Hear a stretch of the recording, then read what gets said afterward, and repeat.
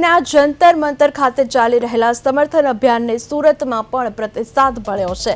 સોનમ વાંગચુકના સમર્થનમાં દેશભરમાં અવાજ ઉઠી રહ્યો છે। તો દિલ્હી જઈ ન શકનારા યુવાનોએ સુરત જિલ્લા કલેક્ટરને આવેદનપત્ર આપી સોનમ વાંગચુકને સમર્થન જાહેર કર્યું છે।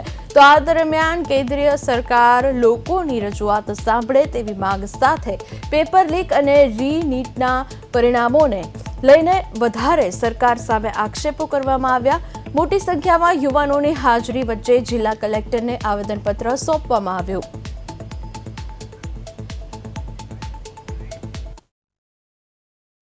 सो हम उनके लिए सपोर्ट कर रहे हैं, उनके लिए स्टैंड ले रहे हैं, स्टूडेंट्स के लिए स्टैंड ले रहे हैं। हम चाहते हैं कि गवर्नमेंट सोनम सर की डिमांड सुने, सोनम सर से बात करे। भाई प्रेस कॉन्फ्रेंस तो बहुत बड़ी डिमांड, स्टैंड ले।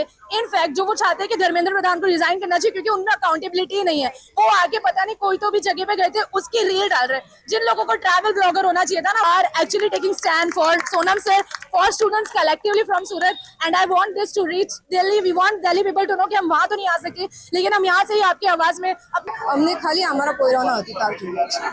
એમને આ ભવિષ્યમાં જે થાય છે, આજકાલના છોકરાઓ એજ્યુકેશન માટે બી ગભરાય છે। જો સારા છોકરા બનતા હોય છે ને, જો હોશિયાર છોકરા બી આજે સાયન્સ લેવા ગભરાય છે। કેમ કે એમની ફી વધારે છે। ફીના લીધે છોકરા આગળ બનતા નથી।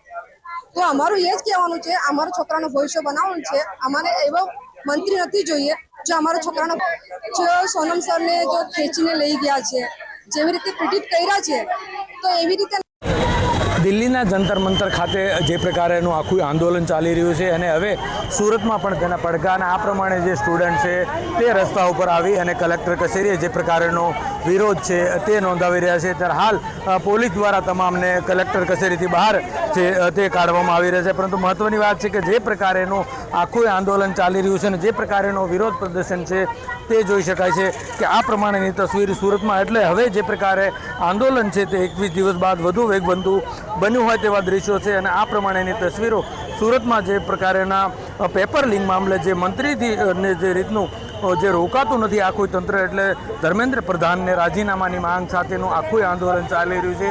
ત્યારે તેના પડઘા હવે ગુજરાતના સુરતમાં દેખાઈ રહે છે અને સુરતનું આ પ્રમાણેનું જે યુવાધન છે તે અત્યારે આવી ગયું છે અને જે પ્રકારેનો પોતાનો વિરોધ છે તે નોંધાવી રહ્યું છે। ત્યારે અહીંના કેટલાક સ્ટુડન્ટ સાથે પણ વાત કરીશું। શું કહેશો, આજે રસ્તા પર આવવું પડે છે વિદ્યાર્થીઓ?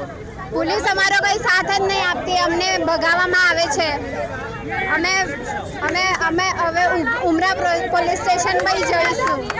બિલકુલ, તો વિદ્યાર્થીઓ છે તેમાં રોષ છે સ્પષ્ટપણે, અને જે પ્રકારનો આંદોલન છે તે વધુ વેગવંતુ બનતું જાય તેવા દ્રશ્યો છે અને સ્ટુડન્ટમાં ભારોભાર રોષ છે તે દેખાઈ રહ્યો છે। એટલે આ પ્રમાણેની તસવીરો તે સામે આવી રહી છે અને જે રીતે જોઈ શકીએ છીએ તે પોલીસ સહિતના લોકો મોટી સંખ્યામાં આ પ્રમાણે અહીં આવી ગયા છે અને ખાસ કરીને આ લોકોએ જ્યારે આવેદનપત્ર આપ્યું છે, પરંતુ આ પ્રમાણેની તસવીરો એટલે પોલીસે અત્યારે હાલ તમામ જે લોકોને છે તે અત્યારે અહીંથી દૂર કરી રહી છે અને કલેક્ટર કચેરી ખાતેની આ તસવીરો છે કે આ પ્રમાણેનું આખું જે આંદોલન છે અને તેનો વેગવંતુ બનાવવા માટે સુરતથી જે પ્રકારેનો એક વિદ્યાર્થીઓમાં ભારે રોષ સાથે આવેદનપત્ર આપી અને કેટલીક માંગણીઓ છે તે કરવામાં આવી છે। ત્યારે જોવું રહ્યું કે હવે આખું આંદોલન વધુ વેગવંતુ બનતું જાય છે અને પૂરા ભારતભરમાં તેના પડઘા પડી રહ્યા છે। ત્યારે સરકાર હવે આ મામલે કેવા પ્રકારના પગલાં લે છે તેના પર સૌ કોઈની નજર રહેશે। પરંતુ સુરતમાં જે પ્રકારે કલેક્ટર કચેરી ખાતે મોટી સંખ્યામાં જે વિરોધ પ્રદર્શન છે તે કરવામાં આવી રહ્યું છે। કેમેરામેન અજય કુમાર સાથે અરવિંદ રાઠોડ,